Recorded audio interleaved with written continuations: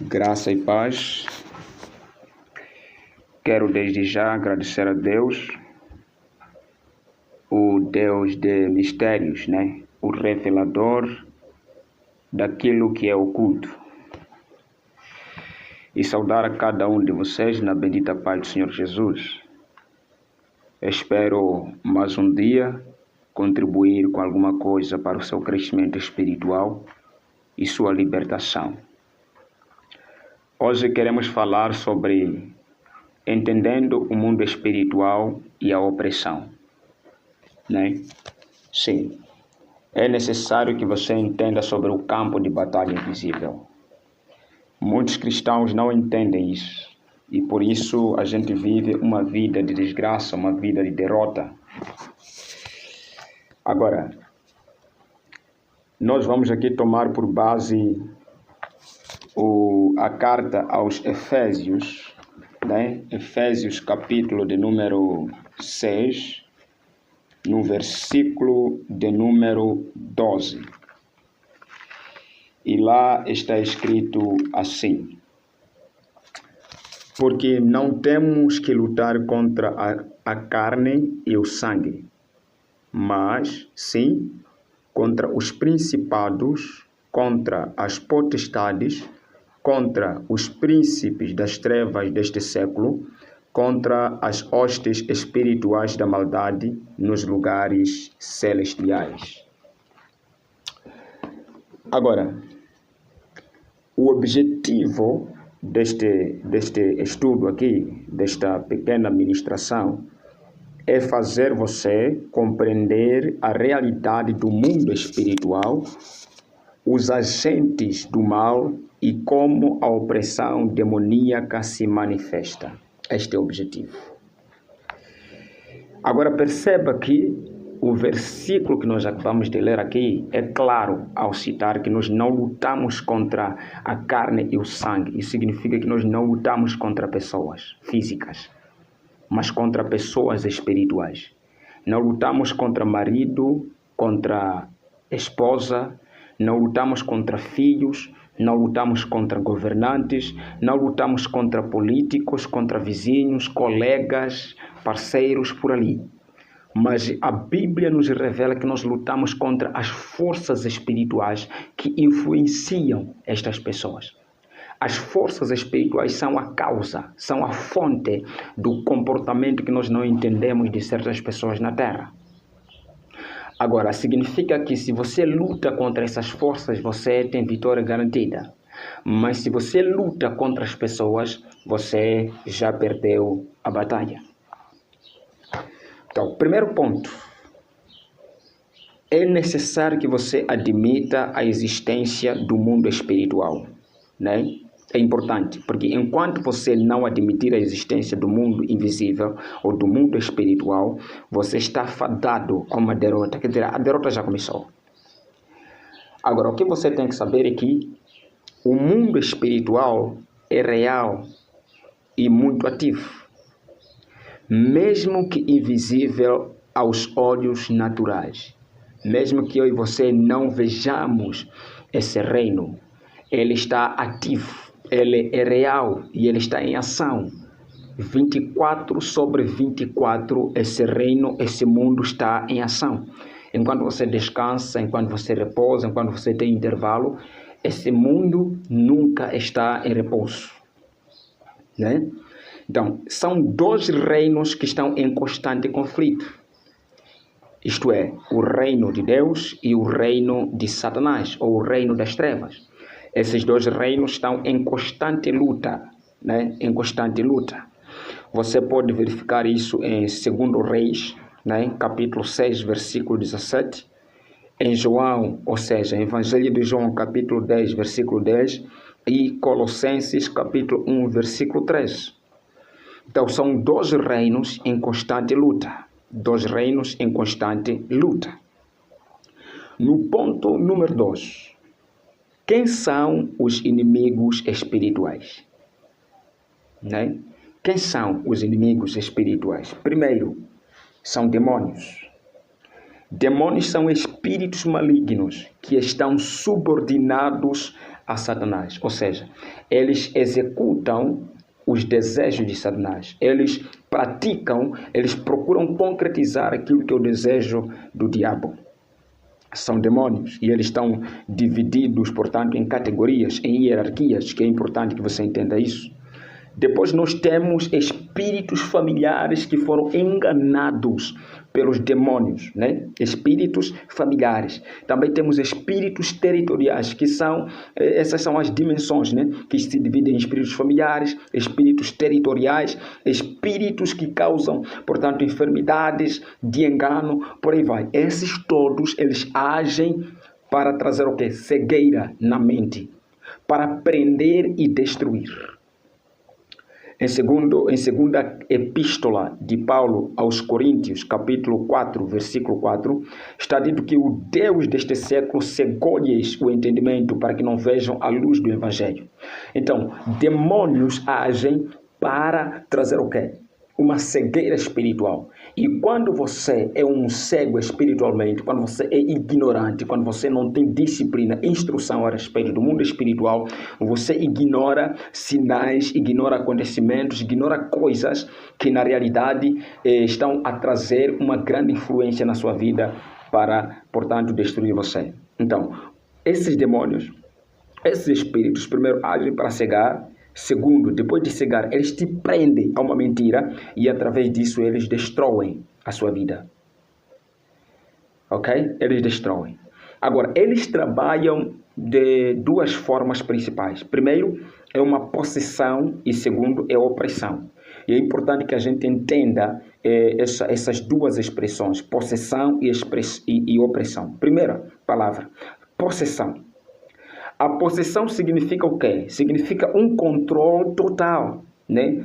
E o mesmo controle total, esse controle é exercido por demônios, pelo reino das trevas, é um caso muito raro em cristãos verdadeiros. Quer dizer, que demônios procuram controlar a vida, tanto dos que são cristãos como os que não são cristãos. Mas o controle total é algo raro na vida daqueles que são cristãos genuínos, né? E a segunda palavra aqui é a opressão, ou seja, nós estamos a estabelecer aqui uma diferença entre possessão e opressão. Então, a opressão, por sua vez, são ataques que ocorrem na mente, no corpo e emoções, não é? Isso normalmente é comum entre os cristãos, é comum. A opressão do diabo é comum entre os cristãos. Agora, no terceiro ponto, estaremos aqui a falar sobre a cura e a libertação no ministério de Jesus. Nós sabemos pela palavra de Deus que Jesus curava e libertava como sinal do reino, como sinal de que o reino é chegado. Então, em Mateus capítulo 4, versículo 24, nós encontramos que Jesus curou enfermos e endemoniados. Em Lucas capítulo 13, versículo 11 ao 16, Jesus curou espírito de enfermidades. Quer dizer que existem enfermidades. Enfermidades aqui são naturais, mas quando se trata de espírito de enfermidade, a coisa é outra. Quer dizer que existem doenças, enfermidades que são de origem espiritual. E em Marcos capítulo 5 nós encontramos a manifestação de espíritos territoriais. Espíritos territoriais, assim como em Daniel também, não é? Em Daniel. A nota é a seguinte. A libertação e cura estão ligadas à restauração total do ser humano. Toda vez que Jesus ministrou uma cura, ministrou uma libertação, isso trouxe uma restauração completa à pessoa que recebeu, né? Sim, a pessoa que recebeu a tal bênção.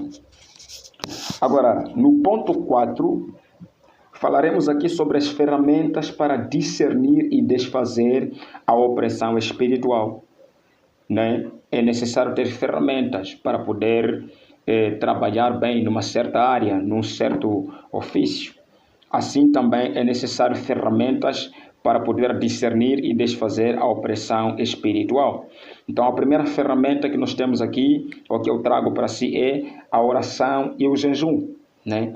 É preciso que você ore e jejue para poder, portanto, discernir descobrir e desfazer qualquer opressão espiritual. Nós temos aqui como referência o Evangelho de Marcos, capítulo 9, versículo de número 29. Segunda ferramenta, discernimento de espíritos. Inclusive, este é um dom do Espírito Santo. É uma capacidade que o Espírito Santo dá para você distinguir os ambientes, distinguir as manifestações, os espíritos, a fonte deste acontecimento. Terceira ferramenta, conhecimento da palavra de Deus. É importante que você conheça a palavra, né? E, inclusive, o dom de conhecimento da palavra de Deus é um dos dons também do Espírito Santo. Então, é importante que você, portanto, caminhe nessas ferramentas, nesses princípios. E a quarta ferramenta é frutos do Espírito. Né? Nós usamos os frutos do Espírito como termômetro espiritual para medir, portanto, aquilo que são as opressões do maligno, né? Aquilo que são as opressões do maligno. Agora, talvez você esteja se perguntando como é que eu aplico isso na minha vida prática. Como é que eu aplico isso na minha vida prática? Pois bem, primeiro, você precisa fazer, né? Precisa fazer uma oração pedindo ao Espírito Santo para que te conceda discernimento. Porque você precisa ter discernimento para descobrir e saber aplicar as ferramentas espirituais para poder derrubar qualquer coisa. Né? Segundo, observe se há sintomas, sinais de opressão em sua casa ou então ministério, na sua família, por aí vai. Você vai procurar perceber se existem pesadelos frequentes, existem doenças recorrentes, confusão mental ou então resistência à oração. Negar a oração não é normal, não é normal. Então, terceiro, você vai buscar a Deus, se possível, com jejum, né? Louvor e leitura da palavra de Deus, por pelo menos, o seu jejum deve durar pelo menos 3 dias, né? 3 dias, onde você vai começar às 18 até às 18 do dia seguinte, ou das 0 às 0, mas eu recomendo das 18 às 18. Então, 3 dias de oração e jejum para que você possa, portanto, buscar, se inteirar e compreender sobre a manifestação das maldições. Ok. Chegado até aqui, eu preciso, portanto, levar você a uma reflexão, né? A uma reflexão. Eu quero aqui que você reflita na sua vida se você já sentiu a opressão espiritual em algum momento da sua vida, em algum momento da sua existência. Será que você já sentiu a opressão? Você já sentiu, portanto, um ambiente que é anormal? Um ambiente que você percebe que isto aqui contribuiu para te levar a uma vida de desgraça, uma vida, portanto, que você até então ainda procura compreender os mistérios? 2. O que você entendeu sobre a diferença entre opressão e possessão? O que você entendeu? Anota e comenta, né, nos comentários. E terceiro, anote os versículos que mais te impactaram neste ensinamento.